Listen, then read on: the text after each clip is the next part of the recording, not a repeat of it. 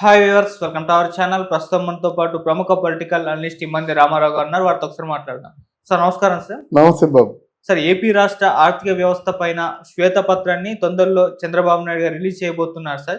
అయితే ఈ శ్వేతపత్రంలో చంద్రబాబు నాయుడు గారు ఈ అప్పులు ఏదైతే ఉందో ఏపీ రాష్ట్రం వ్యాప్తంగా ఉన్న అప్పుల్ని చూసి ఆయన కంగు తిన్నారు అనే ఒక వార్త ప్రచారంలో ఉంది. అంత మొత్తంలో వైసీపీ అప్పులు చేసిందని అంటున్నారు. నిజంగా మరి అప్పులు ఎంత చేశారు? ఈ శ్వేతపత్రంలో అసలు ఏముంది? మీరేం చెప్తారు సార్ దీని గురించి? ఈరోజే ప్రవేశపెట్టారు అన్నమాట అసెంబ్లీలో. తాజా వార్త మాట ఇది. మనం గతంలో చెప్పుకున్నాం. అది కేంద్ర ప్రభుత్వం దృష్టిలో ఆంధ్రదేశం చేసిన అప్పు ఎంత అంటే నిర్మలా సీతారామన్ గారు 2 లక్షల కోట్ల పైచిలుకు అని చెప్పారన్నమాట. అది కేంద్ర ప్రభుత్వం ఇచ్చింది. మిగతా తనఖాలు, తాకట్లు, ఈ మద్యం మీద అప్పు చేసింది ఎంత చూసినట్టయితే అప్పుడు 12 లక్షలు అనుకున్నాము. ఈ లెక్కలు చూసి అథారిటేటివ్గా చెప్తుంది ఏమిటంటే 13 లక్షల కోట్ల పైచిలుకు అని చెప్తున్నాడు అనమాట. దీనికి సమాధానం చెప్పాలి జగన్మోహన్ రెడ్డి అండ్ కంపెనీ. లేకపోతే చార్టెడ్ అకౌంటెంట్ కదా, విజయసాయి రెడ్డి గారు చెప్పినా బాగానే ఉంటుంది. లేకపోతే దొంగలుగా మిగిలిపోతారు. అవినీతి పరులుగా కాదు, దొంగలుగా మిగిలిపోతున్నారు.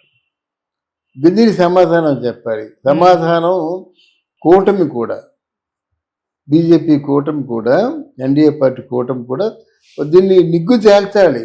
ఎందుకంటే నేను ఎంత గట్టిగా చెప్తున్నాను, అవినీతి చేసేసి చేతికి అందిన చోట ప్రతి ఒక్క చోట కూడా అప్పులు చేసేసి 13 లక్షల కోట్ల రూపాయలంటే ఏమిటండి? 5 సంవత్సరాల్లో వాళ్ళు ఇచ్చింది కూడా అంత ఉండదు. సంవత్సరానికి 2 లక్షల కోట్ల రూపాయలు చొప్పున వాళ్ళు కేటాయించినట్టయితే ఒకవేళ 10 లక్షల కోట్లు అవ్వదు. అంటే ఇలా కేటాయించగలిగితే వాళ్ళు కేటాయింపులన్నీ సమయానుసారంగా వాళ్ళు కేటాయిస్తారు. నేను ఇచ్చిన డబ్బు మీరు ఖర్చు పెట్టారనే నమ్మకం నాకు కలిగినట్టయితే ఫర్దర్గా మీ వర్క్ ప్రొసీడ్ అవ్వడానికి నేను ఇస్తాను. అక్కడ ఆర్థిక శాఖ ఎవరైతే చూస్తున్నారో వాళ్ళు ఓకే అంటారన్నమాట.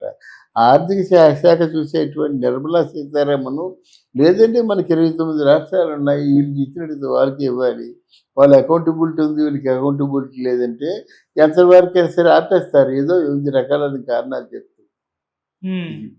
ఇక్కడ చంద్రబాబు నాయుడు గారి బాధ ఏమిటంటే అసలు ప్రజల్ని చూడకుండా, జాతీయ సంపద ప్రజలకు ఉపయోగపడకుండా నీ తాలూకు లగ్జరీ లైఫ్కి ఉపయోగించుకుంటావేంటి?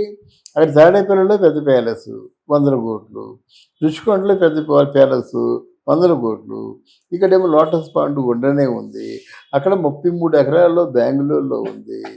ఇవన్నీ ఏమిటి? లక్షల కోట్లు విద్యుత్, బెంగళూరులో ప్యాలెస్కి లక్షల కోట్లలో బకాయిలు ఉన్నారన్నమాట. అంటే గొప్పవారి గోత్రాలు చూసి చెప్పుకుంటే ఇంత నీచంగా ఉంటాయని మనకు తెలియదు. ఇప్పుడు వాళ్ళు చంద్రబాబు నాయుడు అడిగే ప్రశ్న ఒకటి, ఈ శ్వేతపత్రం రిలీజ్ చేస్తున్నాను, ఇది కాదని మీరు ప్రూవ్ చేయగలరా? కాదంటే చెప్పండి, నేను రుజువు చేస్తాను. లేదు, మీరు 26 జిల్లాల్లోనూ కూడా 26 ఆఫీసులు పెట్టుకున్నారు కదా వైసీపీ కార్యాలయాలన్నీ. అంటే జీవితాంతం వైసీపీ రూలింగ్లో ఉంటుందా? నీ రూలింగ్ 5 సంవత్సరాలండి. 5 సంవత్సరాలు కాగానే బోర్డు తీసేస్తారు కదా. బీజేపీ వస్తే బీజేపీ వాళ్ళు పెట్టుకుంటారు, ఎవరు వస్తే వాళ్ళు పెట్టుకుంటారు. అక్కడ స్థలము నీది కాదు, అక్కడ నిర్మాణ ఖర్చులు నీవి కావు, ప్రజలవి. ప్రజలకి ఇంక దేనికైనా కేటాయించవలసిన డబ్బులు ఒక్కొక్క చోట 500 కోట్లు, మొత్తం 26 రాష్ట్రాల్లో చూడండి ఎంత అయిపోతుందో. అది నీది కాదు కదా. మరి ఎంత దౌర్జన్యం కడుతున్నావు? పబ్లిక్ బోర్డ్స్ క్లబ్ అని ఇక్కడ తెనాలి దగ్గర ఎక్కడ ఉంది, బోర్డ్స్ క్లబ్ అని ఉంది. అది సెంట్రల్ గవర్నమెంట్ జాగా అన్నమాట. ఎవరి పెర్మిషన్లు లేవు, ఏమీ లేవు. ఆఫీస్కి కట్టేస్తుంటే అది ఎంత నీచమైన పని అండి. దానికేమో తెలుగుదేశం వాళ్ళేమో అంటే డాక్యుమెంటల్ విట్నెస్తోనే వెళ్ళారు, కూడగొట్టారు, దాన్ని గుండు బాదుకుంటున్నాడు. అందువల్ల జగన్మోహన్ రెడ్డికి బాగా మూడింది. ఈ శ్వేతపత్రం రిలీజ్ చేస్తే డబ్బులు రికవర్ చేసుకునే అవకాశం లేదు, కానీ బట్ గవర్నమెంట్ మాత్రం లెక్క చెప్పడానికి అవకాశం ఉంది. అవును. ఈ డబ్బు మళ్ళీ రికవర్ చేసుకునే అవకాశం ఉంటే ప్రతి ఒక్కరు కూడా ఒళ్ళు జాగ్రత్తగా ఉంచుకునే పని చేస్తాడు. బ్యాంకుల్లో ఉన్నారండి, డబ్బు ఎత్తుకుపోయారండి.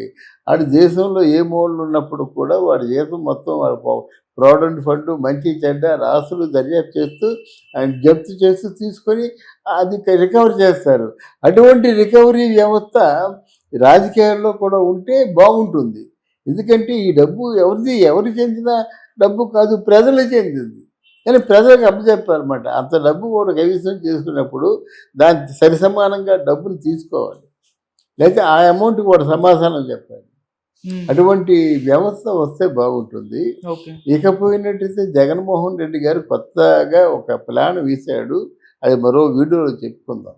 ఓకే. కానీ ఏదేమైనప్పుడు కూడా దీని గురించి కేంద్ర ప్రభుత్వం కూడా సీరియస్గా ఆలోచించి ఈ ఆంధ్రదేశాన్ని ఎలా ఆదుకోవాలో ఇంకా ఫర్దర్గా ఇప్పుడు చేసింది మంచి చేశారు, కానీ ఇంత నష్టంలో ఇంత ఊబిలో ఉన్నటువంటి ఆంధ్రప్రదేశ్ని ఎలా పైకి తీసుకురావాలన్నది మనతో పాటు కేంద్ర ప్రభుత్వం కూడా ఆలోచించాలని కోరుకుంటున్నాను. ఓకే. అంటే చంద్రబాబు గారు కూడా ఇప్పుడు ఇంత అప్పుని హ్యాండిల్ చేయాలి, డీల్ చేయాలి కదా! ఎలా చేస్తారు? ఏంటి? చంద్రబాబు నాయుడు గారు సంపద సృష్టించడం చాలా ఈజీ అండి. హ్మ్. ఇప్పుడు ఆయన చేతిలో చాలా పరిశ్రమలు ఉన్నాయి. రమ్మంటారు, భూమి ఇస్తారు, విద్యుత్ రాయితీలు ఇస్తారు, ముఖ్యంగా మెన్ ఇస్తారు.